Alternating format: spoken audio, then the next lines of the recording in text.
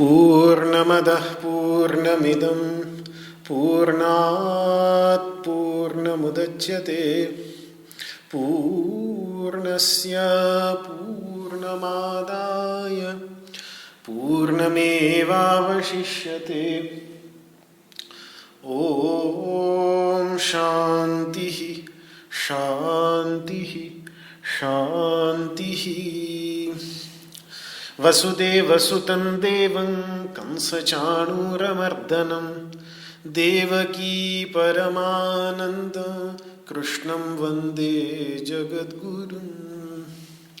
सर्वोपनिषदो गावो दोग्धा गोपालनन्दनः पार्थो वत्सः सुधीर्भोक्ता दुग्धं गीतामृतं महत्। न कामयेह गतिमीश्वरात् परामष्टर्धियुक्तां पुनर्भवं वा आर्तिं प्रपद्येऽखिलदेहभाजाम् अन्तःस्थितो येन भवन्त्यदुःखाः। विश्वं दर्पणदृश्यमाननगरी तुल्यं निजान्तर्गतम्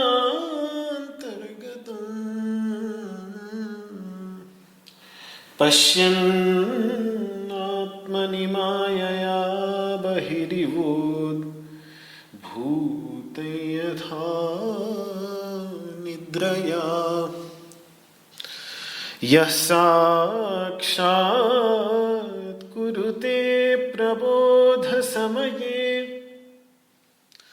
स्वात्मानमेवाद्वयम् तस्मै श्री गुरुमूर्तये नमः। इदम् श्री दक्षिणामूर्तये।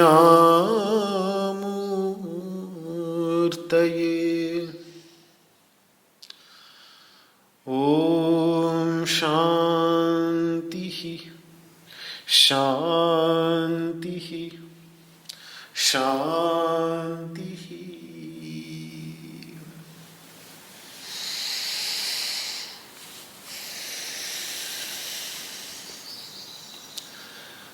ओम नमो भगवते वासुदेवाय।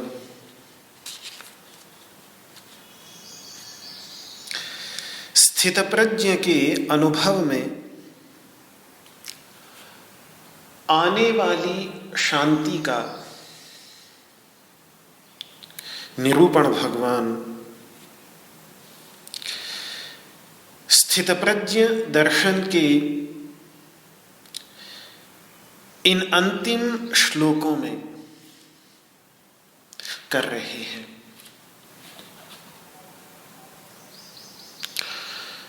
इस शांति के मूल में है कामनाओं से जनित विक्षोभ से मुक्ति, स्पृहा अर्थात तृष्णा, से जनित जो चित्त का विक्षोभ है उससे मुक्ति। जब किसी व्यक्ति या पदार्थ में ममता, मेरापन आ जाता है तो फिर उस पदार्थ या व्यक्ति को किसी भी प्रकार की क्षति पहुंचने पर वो क्षति अपनी क्षति जैसा जो मालूम होता है, उसके परिणाम स्वरूप जो विक्षोभ होता है, चित्त क्षुब्ध होता है, उससे मुक्ति है ये शांति। और अंत में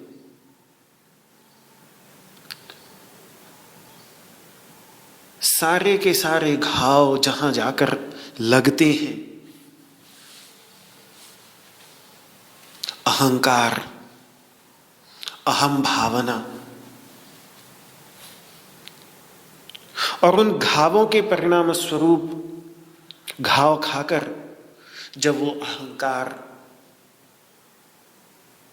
क्षोभ उत्पन्न करता है, चित्त को चंचल करता है, चित्त को अशांत करता है, तो उस अहंकार से भी ऊपर उठ जाने के परिणाम स्वरूप जिस शांति का अनुभव होता है,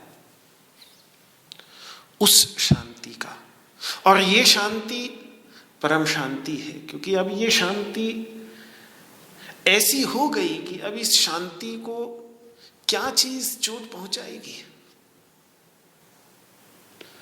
इस शांति को, ये तो शांति नित्य चिरस्थायी सदा सर्वदा रहने वाली हो गई। अब इस शांति को मिटा सके ऐसी ताकत इस दुनिया की किसी भी बात में नहीं। उस शांति को प्राप्त कर लेता है ये स्थित प्रज्ञ। तो उसी शांति का निरूपण भगवान 71वें श्लोक के अंतर्गत कर रहे हैं। उच्चारण कर लें श्लोक का पुनः। विहाय कामान यः सर्वान् पुमांश्चरति निस्पृहः निर्ममो निरहंकारः स शान्तिमधिगच्छति। विहाय कामान् यः सर्वान् पुमांश्चरति निस्पृहः निर्ममो निरहंकारः स शान्तिमधिगच्छति। विहाय कामान् यः सर्वान् पुमांश्चरति निस्पृहः निर्ममो निरहंकारः स शान्तिमधिगच्छति।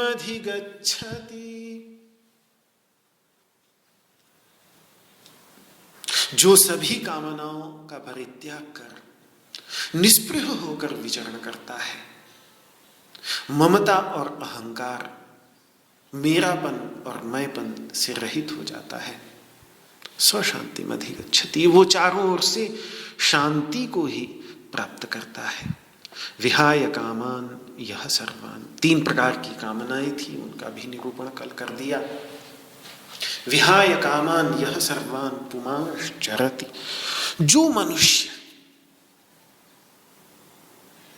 विचरण करता है इस प्रकार से विषय जगत में, अपनी इंद्रियों से विषय जगत में विचरण भी करता रहता है।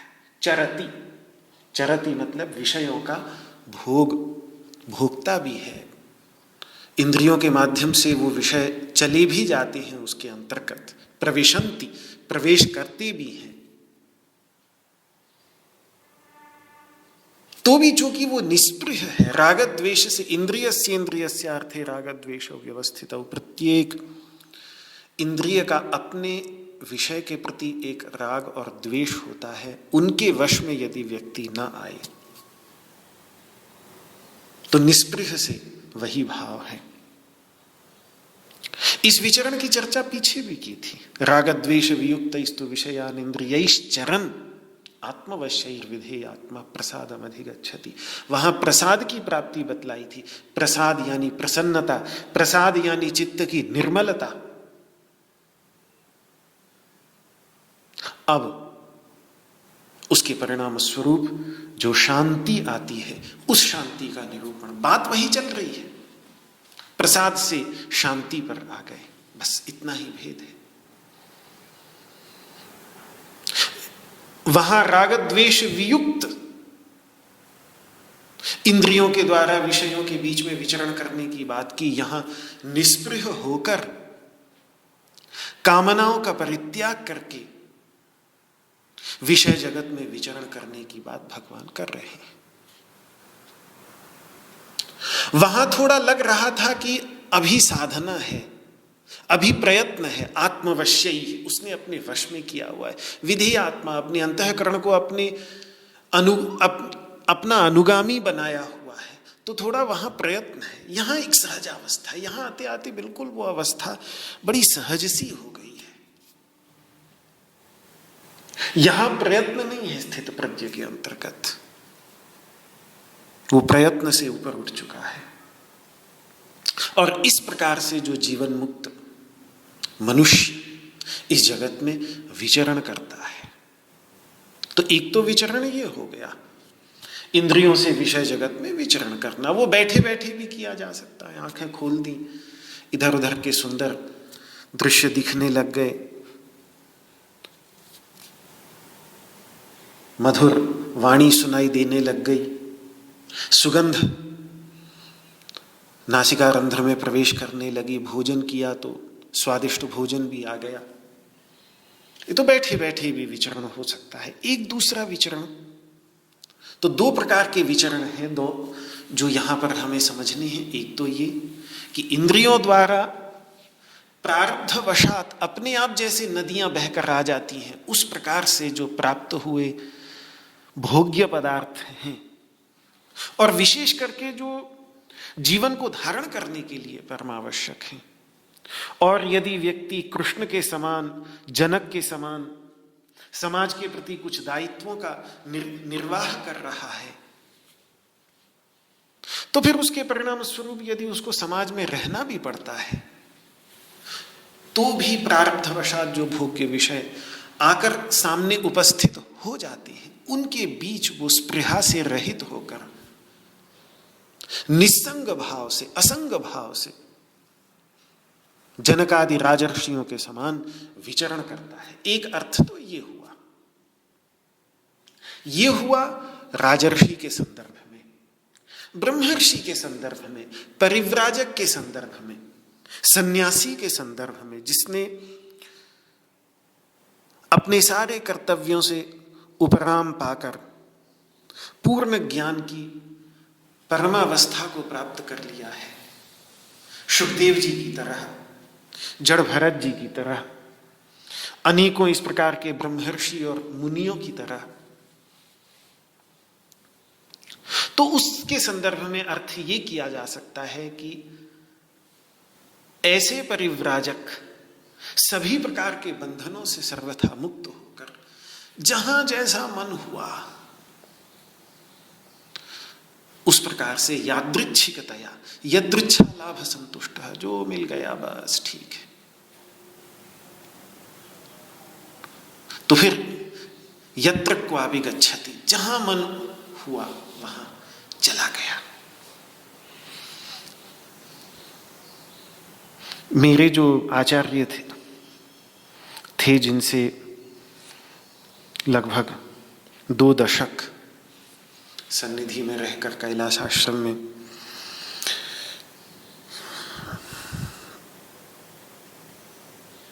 अध्ययन करने का सौभाग्य मिला, कैलाश आश्रम के दशम पीठाचार्य जी महाराज, वे बतलाते थे कि उनके गुरुजी जिनसे उन्होंने व्याकरण महाभाष्य का अध्ययन किया, उनसे अध्ययन थे तो बड़े भारी व्याकरण, बड़े भारी विद्वान, लेकिन अध्ययन करना उनसे बड़ा कठिन था। कब कहां पहुंच जाएं, अगले दिन उनकी सुबह कहाँ की हो, ये किसी को पता नहीं चलता था। और मौज आई तो रेलवे स्टेशन पे पहुंच गए और जो रेल खड़ी दिखी उसमें चढ़ गए और टीटी आके टिकट मांगे तो फिर टीटी से पूछते थे कि ये ट्रेन कहाँ जा रही है, कहाँ जाना है। तो पूछते थे ट्रेन कहाँ चल रही है। ट्रेन वाराणसी से निकल भी गए होंगे 100 किलोमीटर से अधिक। टीटी आके पूछता था कि बाबा जी कहाँ जा रहे हैं, तो फिर उससे पूछते थे कि ये ट्रेन कहाँ जा रही है। तो फिर जहाँ जा रही होती थी तो बोल देते थे वहीं चले जाएंगे, बस। अब ऐसे व्यक्ति से अध्ययन करना हो तो भला कितना कठिन। लेकिन ऐसे भी विचरण करने वाले संत होते हैं, जहाँ जैसी मौज उठी चल पड़े बस। तो ऐसे सभी प्रकार के बंधनों से सर्वथा मुक्त होकर यही परिव्रज्या है। वास्तव में मूल रूप से जो परिव्राजक कहते हैं, चारों ओर व्रजन करने वाला परिव्राजक, सन्यासी को जो परिव्राजक कहते हैं। भिक्षुक को भी बौद्धों में परिव्रज्या ही कहा जाता है। भिक्षुक वृत्ति अपनाने को परिव्रज्या ही कहते हैं बौद्धों में भी। तो वो यही है कि बिल्कुल निस्संग होकर, उदासीन होकर इस भूमि पर पर्यटन करना। जैसा तैत्तिरीय उपनिषद में कहा, कामान्नी काम रूपी अनुसंचरन एतत्साम गायन नास्ते। हो हो हो। जो भोजन मिल गया खा लिया, जो कपड़े पहनने को मिल गए पहन लिए, और बस विचरण करता रहता है और आनंद में नाचता गाता है बस। तो यहां वो भी विचरण, उस अर्थ में भी विचरण, दोनों प्रकार के विचरण भाष्यकारों टीकाकारों ने स्वीकार किए हैं। विहाय कामान, सारे के सारे इच्छाकृत बंधनों का परित्याग करके जो इस पृथ्वी पर निस्संग भाव से, असंग भाव से विचरण करता रहता है, तीर्थाटन करते रहते हैं। वो स्वयं ही तीर्थाटन करते करते जंगम तीर्थ बन जाते हैं। जहां पहुंच गए वहीं लोगों को पवित्र कर देते हैं। रात जहां पड़ गई वहीं सत्संग कर दिया, वहीं जनता उनके दर्शन मात्र से ही पवित्र हो जाती है। ऊपर से अगर कुछ 2-4 शब्द भी सुन लें तो और कान पवित्र हो जाते हैं, हृदय पवित्र हो जाते हैं। और सच पूछूं तो ऐसे ही संत मनीषी जिन्होंने इस भारत भूमि को समलंकृत किया,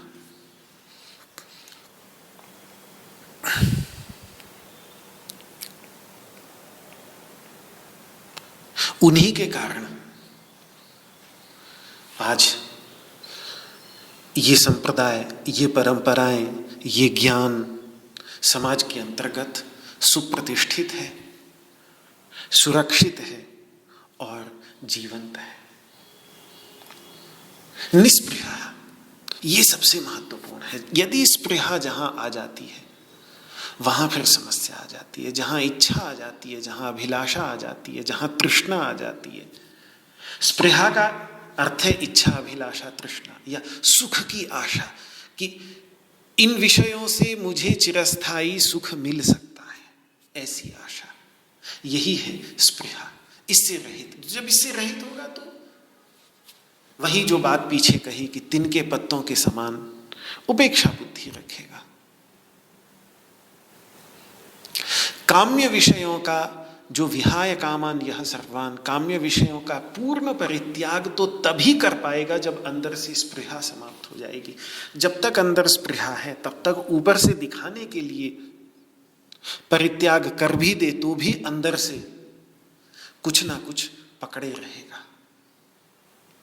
केवल स्पृहा जब समाप्त होगी तब ही कि इन विषयों से मुझे सुख मिल सकता है, ऐसी आशा पूरी तरह से जब समाप्त हो जाएगी तभी व्यक्ति निस्पृह हो सकता है। लेकिन निस्पृह होने के लिए एक चीज और आवश्यकता है कि मेरापन समाप्त हो। जब तक मेरापन है तब तक स्पृहा भी समाप्त नहीं होती। काम्य विषयों की स्पृहा तभी समाप्त होती है जब उन काम्य विषयों में मेरापन, ये मेरे है, ये समाप्त होता है। इसीलिए भगवान ने कहा निर्ममः, मेरापन, मेरेपन से भी रहित हो जाता है। उन काम्य विषयों में मेरेपन, ये मेरे हैं ऐसी भावना नहीं रखता, उनके साथ उनका संबंध अपने से नहीं जोड़ता। मेरापन है तो वहां कहीं ना कहीं अपने को उनसे बांधने की या उनको अपने से बांध कर रखने की भावना होती है, तब ही मेरापन आता है। और ये मेरापन तब तक बना ही रहेगा जब तक मैंपना रहेगा। बात वही समस्या की जो मूल जड़ आ जाती है वो अहंकार में आ जाती है, अहंता में, मैंपने में। अहंकार यही है, अनात्म पदार्थों के साथ में जो तादात्म्य बन जाता है, गांठ पड़ जाती है, जो आत्मातिरिक्त पदार्थ है बुद्धि, उस बुद्धि में यही मैं हूं ऐसा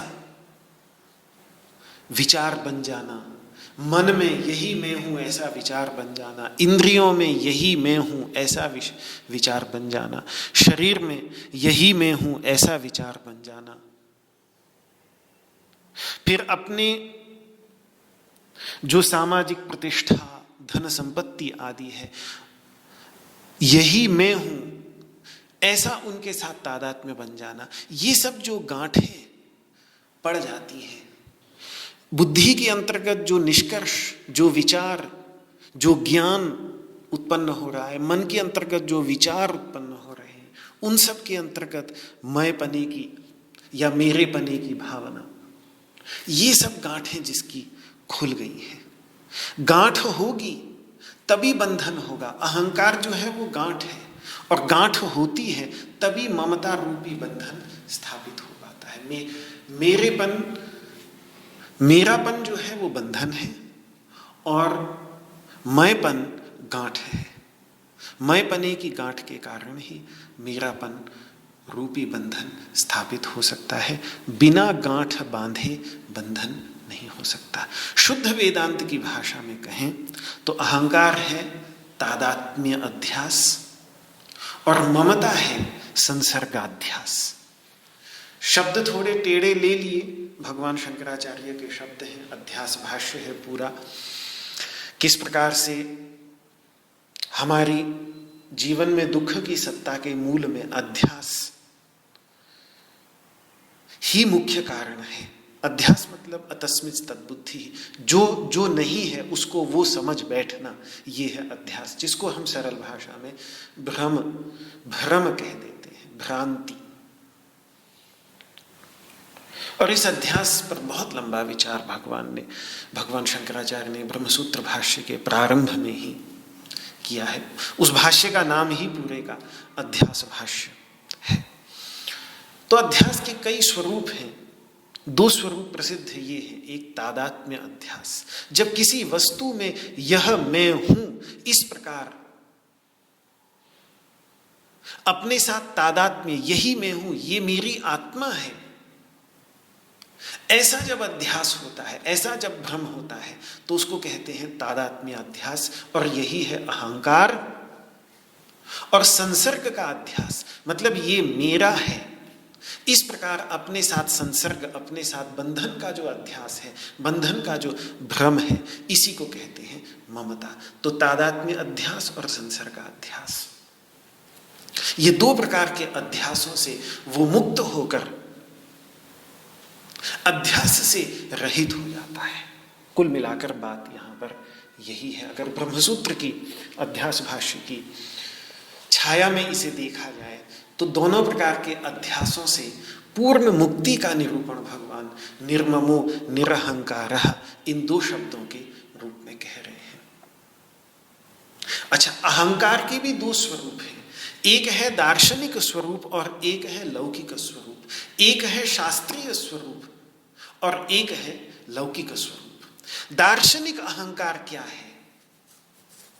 शरीर, इंद्रिय आदि में यह मैं हूं ऐसा मानना, यह है दार्शनिक अहंकार, दार्शनिक अहम भावना। वेदांत दर्शन में, अद्वैत वेदांत दर्शन में जब अहंकार शब्द का प्रयोग, सांख्य दर्शन में जब अहंकार शब्द का प्रयोग करते हैं तो वहां अहंकार का यही अर्थ होता है। शरीर इंद्रिय आदि में यह मैं हूं ऐसा मानना, ये प्राणी मात्र के अंतर्गत है। अच्छा, ये वाला अहंकार जो दार्शनिक अहंकार है, ये दार्शनिक अहंकार वास्तव में एक उपकरण मात्र है। ये उपकरण है, ये काम की चीज है। वैसे इसकी बुराई नहीं कर रहा हूं, ये काम की चीज है। जैसे आंख काम की चीज है, श्रोत्र काम की चीज है, हाथ पैर काम की चीज है व्यवहार की सिद्धि के लिए। अध्यात्म में इनकी आवश्यकता नहीं। अध्यात्म में तो ना आंख चाहिए, ना कान चाहिए, कुछ भी नहीं चाहिए। आत्म तत्व की अनुभूति तो इन सब के अभाव में भी की जा सकती है और इन सब के अभाव में ही करनी पड़ती है। लेकिन मैं सांसारिक दृष्टि से कह रहा हूं, संसार में व्यवहार की सिद्धि के लिए ये वाला जो दार्शनिक अहंकार है, शरीर इंद्रिय आदि में मैं हूं ऐसा समझना, ये संसार में व्यवहार की सिद्धि के लिए, लौकिक व्यवहार की सिद्धि के लिए परमावश्यक है। और कितना भी बड़ा ज्ञानी हो जाए, अगर संसार में है, अगर उसको भिक्षाचर्या भोजन आदि का प्रबंध करना है, सब कुछ करना है, तो अस्मिता का सहारा, इस अहंकार का सहारा उसे लेना ही पड़ेगा। क्योंकि बिना इस अहंकार के लौकिक व्यवहार की सिद्धि नहीं होगी। ये परमावश्यक उपकरण है। यहां तक महामुनि पतंजलि कह देते हैं कि देखो, ऐसे विमुक्त योगी जो पूरी तरह से कैवल्य को प्राप्त हो चुके हैं, वो यदि जगत का कल्याण करने के लिए इस पृथ्वी पर अवतरित होते हैं तो निर्माण चित्तानि अस्मिता मात्रात्, वो अपनी इच्छा अनुसार चित्त का निर्माण करते हैं, जिससे वे इस पृथ्वी पर आकर इस पृथ्वी में जगत का कल्याण कर सके, जैसे महर्षि कपिल आदि। लेकिन उसके लिए उनको अस्मिता का सहारा लेना पड़ता है, अहंकार का सहारा लेना पड़ता है समझकर।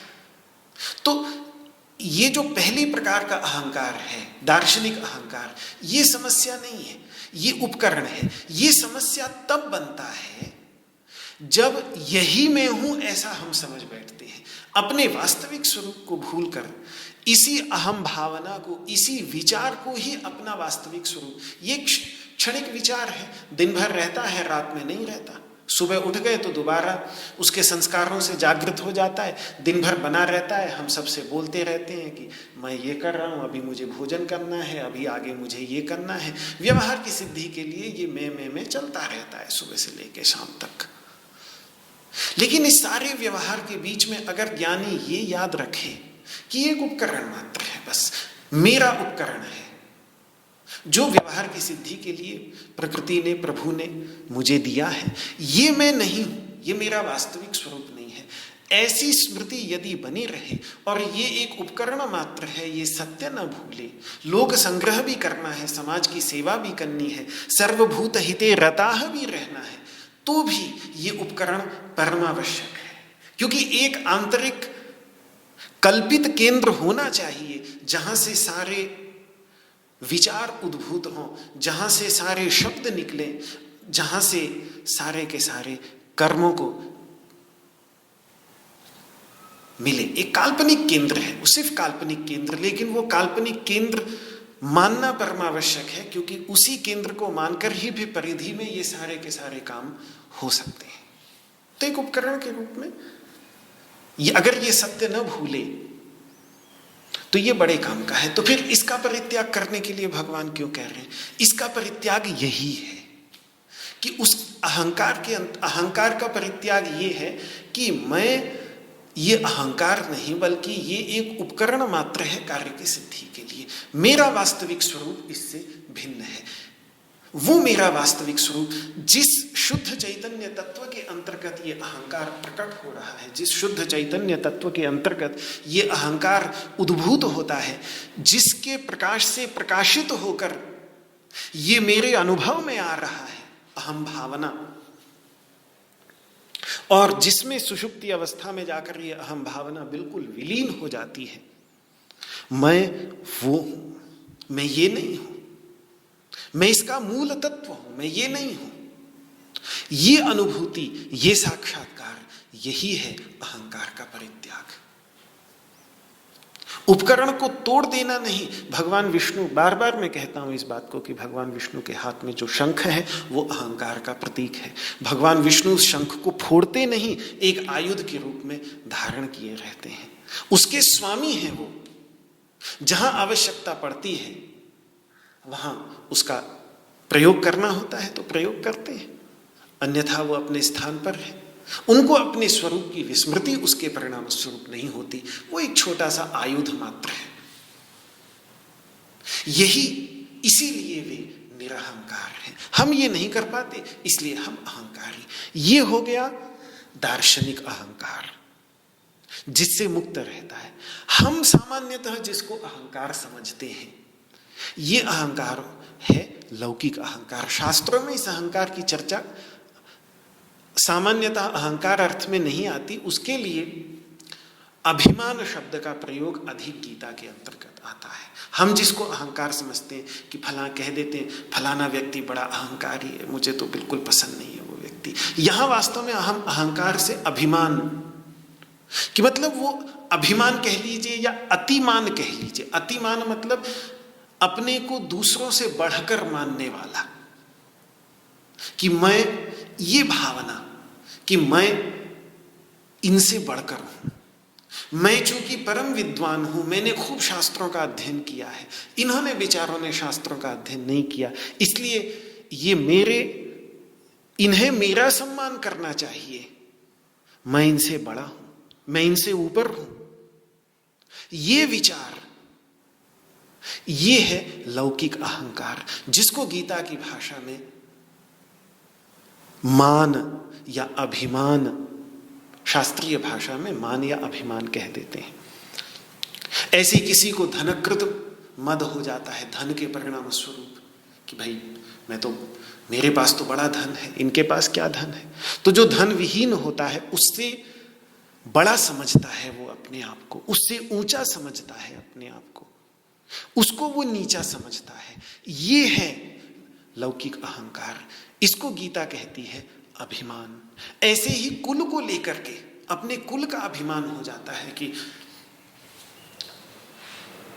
मैं तो, जैसे भगवान शंकराचार्य ने 16वें अध्याय में कहा कि 7 पीढ़ियों से हम श्रोत्रिय वेद पाठी विद्वान रहे हैं, हमारे पूर्वजों ने 7 पीढ़ियों से लगातार वेदों के परम ज्ञाता वो रहे हैं,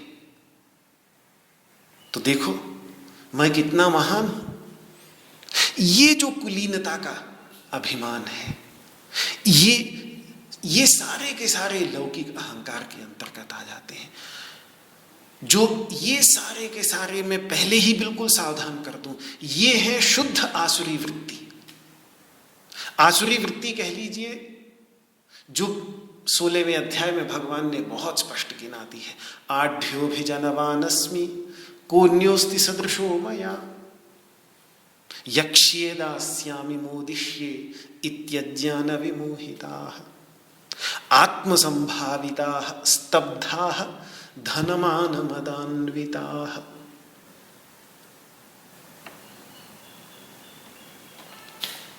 मैं आढ्य हूं, धनिक हूं, अभिजनवान, बड़ा कुलीन हूं, मेरे सदृश और कौन हो सकता है, मैं सबसे बड़ा हूं। धन, मान, मद, धन और सम्मान का मद उनके अंतर्गत भरा रहता है। इसके कारण वे स्तब्ध हो जाते हैं, अकड़ जाते हैं, किसी के सामने झुक नहीं सकते।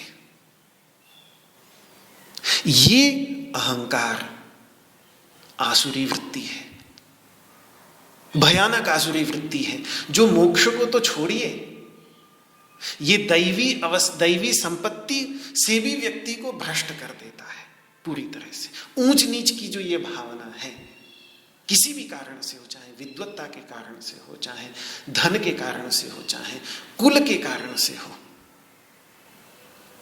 ये मानव का सर्वनाश कर देती है। और भगवान श्री कृष्ण गीता के अंतर्गत चूंकि ये विषमता ले आती है, ये समत्व, वो जो समभावना जो भगवान ने 5वें अध्याय में बतलाई, विद्या विनय संपन्ने ब्राह्मणे गविहस्तिनी शुनि चैव श्वपाके च पंडिताः समदर्शिनः, इस समदर्शन का विनाश कर देती है। गीता उस समदर्शन की बात करती है। ब्रह्म ज्ञान की ओर ले जाने वाली भावना है ये समदर्शन, जिसमें समाज के प्रत्येक मनुष्य को नहीं अपितु प्रत्येक प्राणी को समान देखा जाता है, भगवान का स्वरूप समझा जाता है। ये है स्थित प्रज्ञ की ओर ले जाने वाला, ये है ज्ञान की ओर ले जाने वाला, ये है प्रभु के चरणों में ले जाने वाला। वो जो अभिमान है, वो जो अहंकार है, वो आसुरी वृत्ति है, और उसका तो आमूल पूर्ण परित्याग ही ज्ञान प्राप्ति के इच्छुक साधक तक के लिए परमावश्यक है। स्थित प्रज्ञ के अंतर्गत तो वो कभी हो ही नहीं सकता, और यदि है तो फिर वो स्थित प्रज्ञ दूर दूर तक नहीं है। स्थित प्रज्ञ के अंतर्गत तो हो ही नहीं सकता। साधक के लिए भी जो ज्ञान प्राप्त करना चाहता है, अभी ज्ञान से कोसों दूर है, लेकिन चाहता है जीवन में कि मेरे अविद्या की निवृत्ति हो जाए, मेरे ज्ञान की निवृत्ति हो जाए, तो पहली साधना जो उसे करनी पड़ेगी वो करनी पड़ेगी लौकिक अहंकार, यानी जिसको शास्त्रीय भाषा में अभिमान कहते हैं, मान कहते हैं, उसका परित्याग करना पड़ेगा, तभी ज्ञान की प्राप्ति होगी। और ये बात भगवान 13वें अध्याय में बहुत स्पष्ट कहेंगे।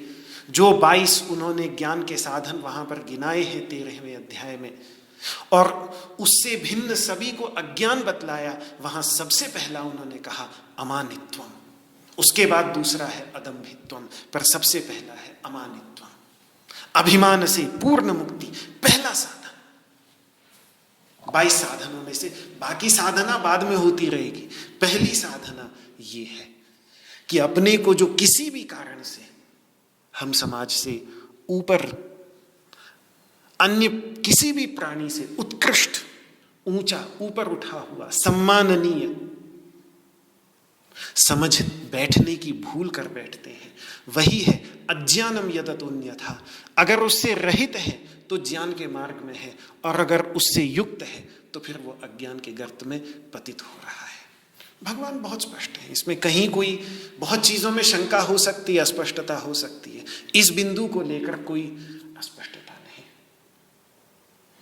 तो यहां जो अहंकार की बात कही है, 2 प्रकार के अहंकार हैं। लौकिक अहंकार का तो कहीं दूर दूर तक प्रश्न ही नहीं, वो तो उससे तो सर्वथा विमुक्त है ही स्थित प्रज्ञ, अन्यथा स्थित प्रज्ञ ही नहीं हो सकता। शास्त्रीय जो व्यवहार की सिद्धि के लिए देहादि में तादात्म्याभिमान करके व्यवहार की सिद्धि हो पाती है, उस अहम भावना से भी वो ऊपर उठ जाता है। क्यों?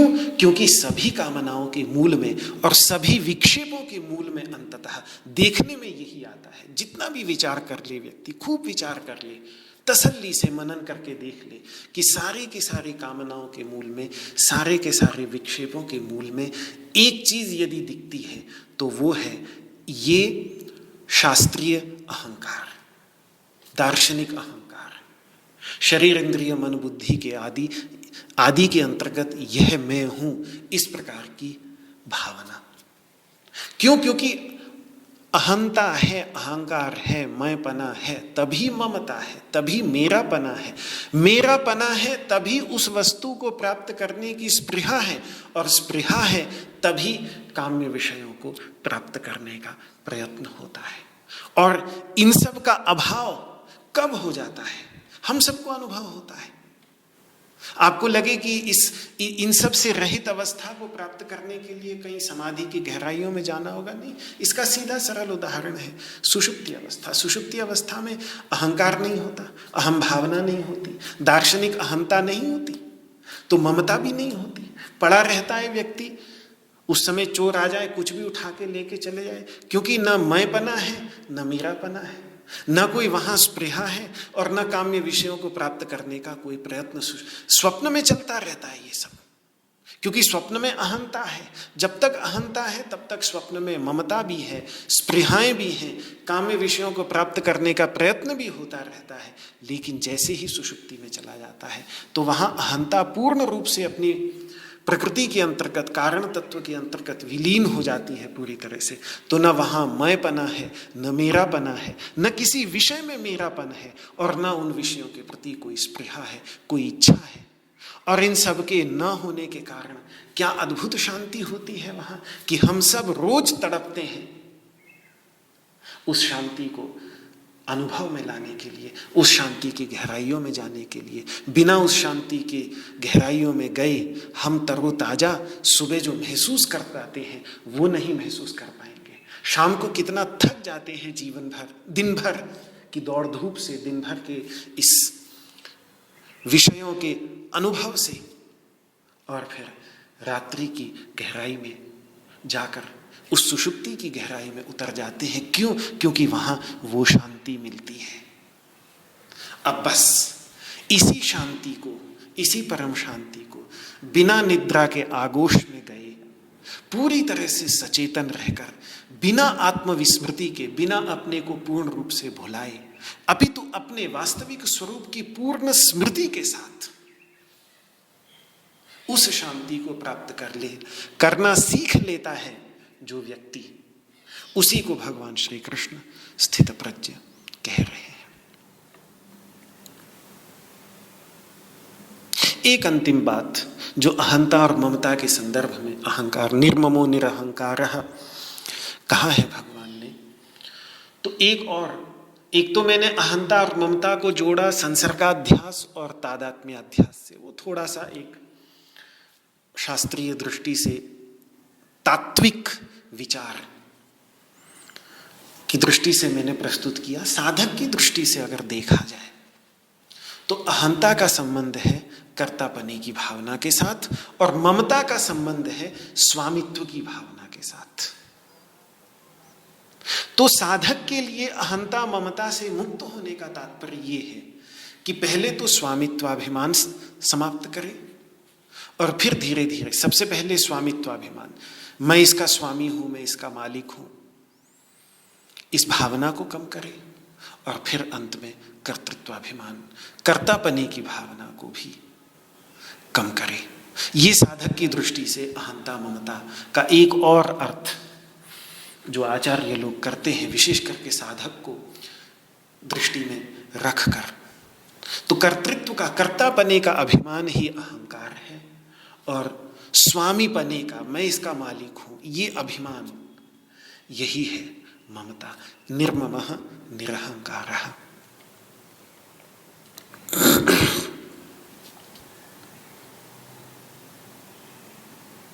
तो इसीलिए साधक की दृष्टि से निर्मम और निरहंकार होने का महत्व यही है कि वो साधक निस्पृह बन ही तब पाता है जब विषयों की सन्निधि में रहने पर भी, विषयों की सन्निधि होने पर भी, ये मेरे हैं इसीलिए इनका उपभोग मुझे ही करना चाहिए, दूसरे क्यों करें, मैंने मेहनत की, मैंने इनका अर्जन किया, ये मेरे अर्जित धन से मुझे प्राप्त हुए हैं, मैं इनका मालिक हूं, इसीलिए मुझे ही इनका उपभोग करना चाहिए, ऐसी भावना से वो अपने को रहित रखता है। यही है निर्ममता। ये तो हो गई निर्ममता। विषय आए सामने तो ये मेरे हैं ऐसी भावना वो अपने अंदर नहीं आने देता, इसीलिए इनका उपभोग मुझे ही करना चाहिए, ऐसी भावना वो अपने अंदर नहीं आने देता। ये हो गई निर्ममता। अब होता क्या है इसके बाद कि जब वो विषय परावृत हो जाते हैं, नहीं उन विषयों के साथ में अपना संबंध स्थापित किया, दूसरे को दे दिया कि भाई कोई नहीं, मेरी मेहनत थी, प्रभु को समर्पित कर दिया, तुम्हारे अंतःकरण में जो प्रभु हैं उनको ईश्वर प्रणिधान तत्कुरुष्व मदर्पणम, उनको समर्पित कर दिया, ले जा ले जा। बहुत स्वादिष्ट भोजन था सामने, वो दे दिया दूसरे को, विषय परावृत हो गया, विषय की सन्निधि नहीं रही, विषय चला गया। अब यदि उसके अंतर्गत अहंकार आ जाता है कि देखो, आहा, गीता में तो लिखा था रसवर्जम, अब ये रस मेरा गया, अब देखो मैंने अपना भोजन 56 प्रकार का व्यंजन था, मैंने दूसरे को खिला दिया, वाह वाह वाह, हो गया ना मैं कृतकृत्य, अब मेरी विषयों की आशा समाप्त हो गई, देखो देखो देखो क्या अद्भुत, अब रसवर्जम रसोप्यस्य परम दृष्ट्वा निवर्तते, अब जरूर पक्का मुझे परब्रह्म तत्व का दर्शन हो गया, तभी तो मैंने ये भोजन दे दिया दूसरे को। जहां ये आत्मश्लाघा उसके अंतर्गत आई, जहां ये अहंकार उसके अंतर्गत आया, वहां याद करिए नारद जी का वो प्रसंग जिसमें कामदेव आता है, उनके तप को खंडित करने का प्रयास करता है और नहीं खंडित कर पाता, चला जाता है, विषय परावृत हो गया, लेकिन यही गलती कर बैठे बाबा जी, और उनको लगा कि काम पर विजय केवल भोले बाबा ने नहीं, आज तो मैंने भी प्राप्त कर ली है। तो बस जहां ये अभिमान, ये अहंकार, ये उत्कृष्ट भावना उनके अंतर्गत आई, आत्मश्लाघा की भावना आई,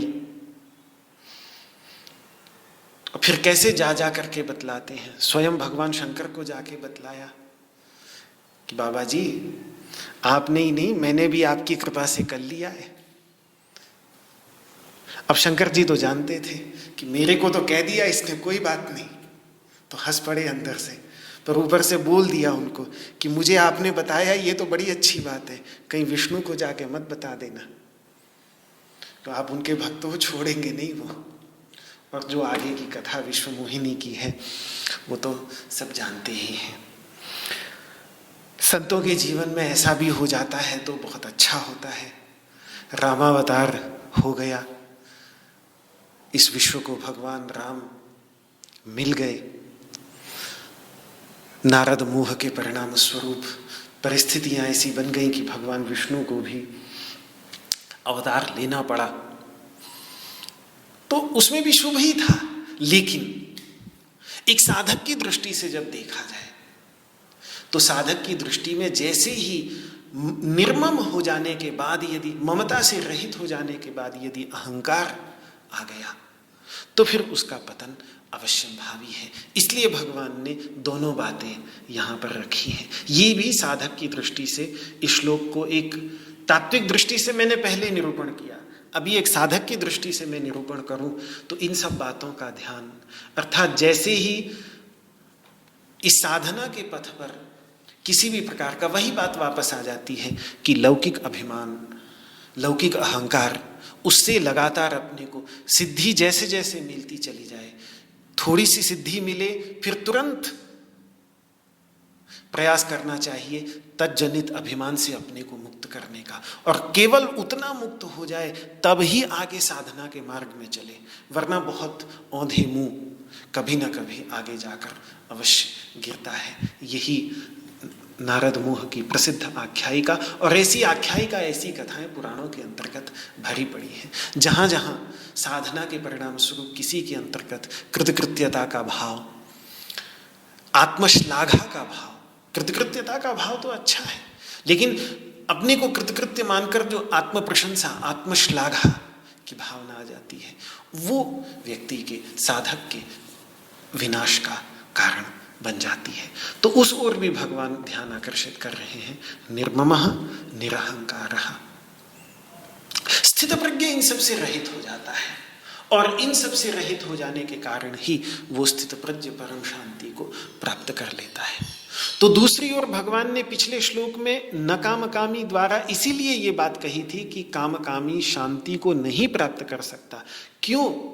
क्योंकि कामकामी को कभी ना कभी उसकी स्पृहाएं, कभी ना कभी उन स्पृहाओं के मूल में विद्यमान उन विषयों के प्रति उसका मेरापन, और फिर उस मेरेपने की भावना के मूल में विद्यमान मैंपना, ये कभी भी शांति से रहने ही नहीं देंगे। इसलिए भगवान ने पीछे ये बात कही थी, स शांतिम आपनोति न कामकामी, कामकामी नहीं, क्योंकि काम्य विषय कभी उसको मिलेंगे, कभी नहीं मिलेंगे, कभी उसकी इच्छाएं तृप्त होंगी, कभी उसकी इच्छाएं तृप्त नहीं होंगी, कभी जिन वस्तुओं में मेरापन है वो वस्तुएं विनष्ट होंगी तो उसको क्षुब्ध करेंगी, कभी ना कभी उसके अहंकार को चोट कहीं ना कहीं से अवश्य लगेगी। वो कभी भी शांति से जितना प्रपंच फैलाएगा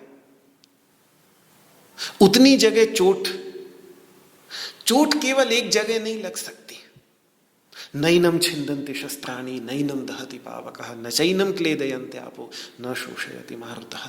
उस शुद्ध चैतन्य स्वरूप आत्म तत्व में चोट मारने की क्षमता किसी भी वस्तु में नहीं। उसके अतिरिक्त अन्यत्र कहीं भी मैंपना, मेरापना, उसके अतिरिक्त अन्यत्र कहीं भी मैंपना रखता है, उसके अतिरिक्त अन्यत्र कहीं भी मेरापन रखता है, उसके अतिरिक्त अन्यत्र कहीं भी इच्छा रखता है, तो कभी ना कभी उसका वो मैंपना, उसका वो मेरापना, उसकी वो इच्छाएं उसकी अशांति का कारण बनेंगी। इससे बचने का कोई साधन नहीं। ये जैसे 2 और 2 4 स्पष्ट दिखता है कि 2 और 2 मिलाएंगे तो 4 अवश्य ही होगा, इसी प्रकार से जिन वस्तुओं पर शस्त्र का छेदन हो सकता है, जो वस्तुएं अग्नि में जल सकती हैं, जो वस्तुएं पानी में डूब सकती हैं, उन वस्तुओं में मैंपना होगा, मेरापना होगा, उन वस्तुओं पर हमारा सुख, आनंद, शांति टिकी होगी, तो वो शांति कभी भी चिरस्थायी नहीं हो सकती। वो शांति कभी भी सदा रहने वाली नहीं हो सकती।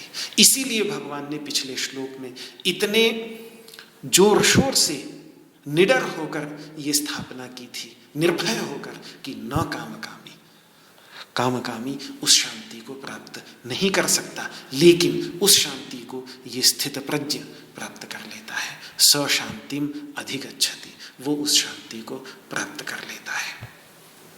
ये अर्जुन के व्रजेत किम इस प्रश्न का उत्तर भगवान दे रहे हैं कि भगवान कि नहीं, ये स्थित प्रज्ञ जो है वो इस प्रकार विचरण, भगवान स्वयं भी स्थित प्रज्ञ ही है, इसी प्रकार से विचरण कर रहे हैं, भगवान भी विचरण कर रहे हैं इस संसार में इसी प्रकार से, और कोई भी स्थित प्रज्ञ, क्योंकि उनकी तो सहज स्थित प्रज्ञावस्था है, और जो भी साधना के द्वारा स्थित प्रज्ञ अवस्था को प्राप्त कर लेता है वो इस प्रकार से विचरण करता है। तो अर्जुन का जो ये प्रश्न था, व्रजेत किम, अंतिम प्रश्न था, स्थित प्रज्ञस्य का भाषा समाधिस्थस्य केशव, पहला प्रश्न परिभाषा को लेकर था, दूसरा प्रश्न उसके भाषण को लेकर था, तीसरा प्रश्न बैठने को लेकर था, और चौथा प्रश्न व्रजन को लेकर, विचरण को लेकर था कि वो विचरण किस प्रकार करता है। तो विचरण इस प्रकार करता है। ये बात यहाँ 71वें श्लोक तक भगवान ने उसका उत्तर दिया। तो जब मैं 64वें श्लोक की व्याख्या प्रारंभ की थी मैंने, राग द्वेष वियुक्तैस्तु विषयानिन्द्रियैश्चरन्, तो वहां मैंने आपको बताया था कि आगे के 8 श्लोकों में भगवान व्रजेत किम का उत्तर देने जा रहे हैं। अब वो 8 श्लोक यहां आकर के पूरे होते हैं। चौथे प्रश्न का उत्तर इन 8 श्लोकों में भगवान ने दिया। कुल मिलाके वो किस प्रकार से विचरण करता है, किस प्रकार से व्रजन करता है, बस वो परिव्राजक हो जाता है, यही भाव है। कहीं एक स्थान पर जमकर नहीं रहता या किसी एक विषय विशेष में आसक्त नहीं होता, सर्वत्र अनासक्त होकर, निस्संग होकर, स्वतंत्र होकर, मुक्त होकर विचरण करता रहता है। ये बात भगवान ने कही। अब स्थित प्रज्ञ के विषय में जो भगवान ने जो कुछ कहना था वो भगवान ने कह दिया। बहाना बन गया उसमें अर्जुन के पूछे गए 4 प्रश्न। बोलना तो भगवान को खुद ही था, वो प्रेरणा दे दी उसके अंतःकरण में। तो 4 प्रश्न पूछ लिए, एक बहाना हो गया कि इन प्रश्नों के उत्तर देने के बहाने से भगवान ने स्थित प्रज्ञ के विषय में जो कुछ कहना था कह दिया। अब उस स्थित प्रज्ञ को जो प्राप्त हुई अवस्था है, स्थिति है, ज्ञान की निष्ठा है, उसकी स्तुति भगवान करना चाह रहे हैं। अब तक तो स्थित प्रज्ञ की स्तुति थी, अब स्थित प्रज्ञ की जो अवस्था है उसकी स्तुति है, क्योंकि अंत में तो हमें वो अवस्था प्राप्त करनी है। तो फिर स्थित प्रज्ञ तो हम अपने आप बने बनाए हैं। ब्राह्मी स्थिति जिसकी बात अगले श्लोक में, तो उसकी प्रशंसा करनी है, उसकी स्तुति करनी है, और ये स्थित प्रज्ञ के एक अंतिम आयाम का निरूपण है, जिसको कहेंगे ब्रह्म निर्वाण।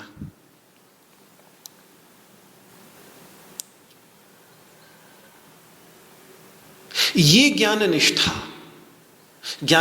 कह लीजिए या सांख्य निष्ठा कह लीजिए, क्योंकि अभी भी हमें भूलना नहीं चाहिए कि ये सांख्य योग नामक द्वितीय अध्याय ही चल रहा है, और मूल रूप से इसमें सांख्य की ही बात है। तो ज्ञान शब्द का प्रयोग हम ज्ञान अर्थ में सांख्य शब्द का ही प्रयोग करें तो बेहतर है। आगे भगवान तीसरे अध्याय के तीसरे श्लोक में ज्ञान योगेन सांख्यानाम लोकेस्मिन् द्विविधा निष्ठा पुरा प्रोक्ता मया नघ ज्ञान योगेन सांख्यानाम, ज्ञान और सांख्य दोनों को पर्यायवाची मानकर सांख्य निष्ठा की बात करेंगे, तो मैं उसी शब्द का प्रयोग करता हूँ, ज्ञान निष्ठा शब्द का प्रयोग न करके सांख्य। अर्थ ही की है, मैं केवल वही शब्द जो भगवान प्रयोग कर रहे हैं उसका प्रयोग करना चाह रहा हूँ, सांख्य निष्ठा। तो ये जो सांख्य निष्ठा उसकी बनती है स्थित प्रज्ञ की, इसी के साधन रूप से पीछे कर्मयोग का निरूपण किया गया था।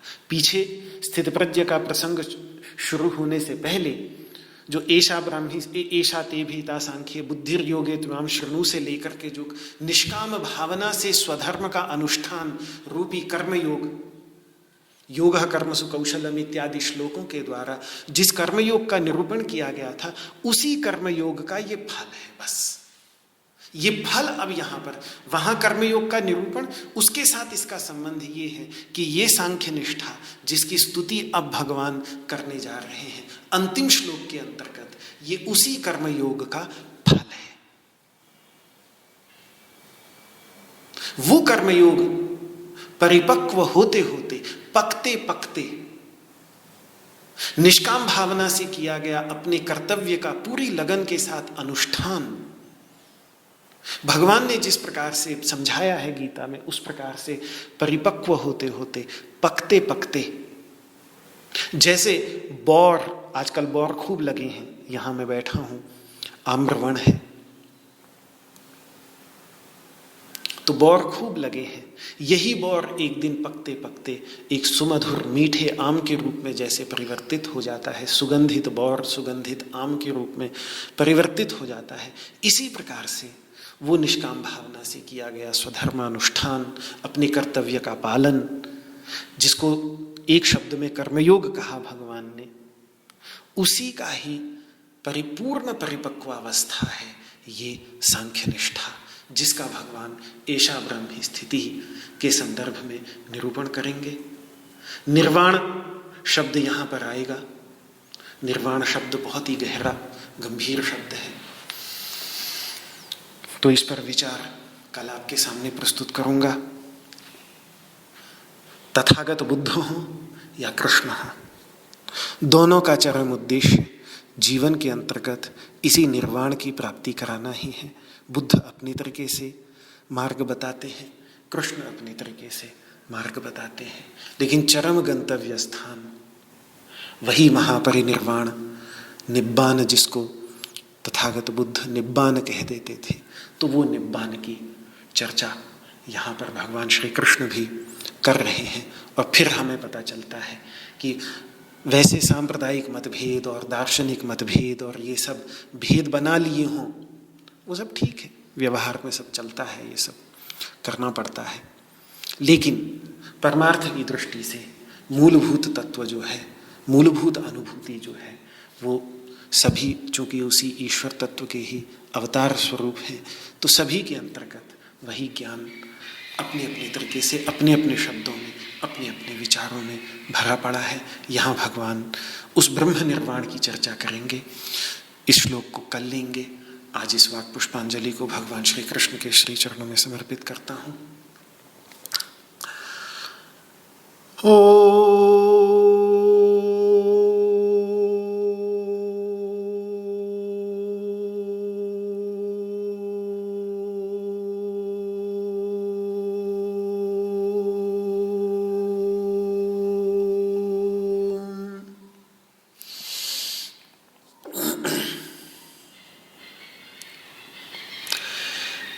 सर्वे भवन्तु सुखिनः सर्वे सन्तु निरामयाः सर्वे भद्राणि पश्यन्तु मा कश्चित् दुःखभाग् भवेत्। ओम शांति शांति शांति। न त्वहं कामये राज्यं न स्वर्गं न पुनर्भवं कामये दुःखतप्तानां प्राणिनामार्तिनाशनम्। श्री कृष्णार्पणमस्तु। आपको मेरा हाथ जोड़ करके प्रणाम। जय श्री कृष्ण, जय श्री कृष्ण, जय श्री कृष्ण। सादर नमन।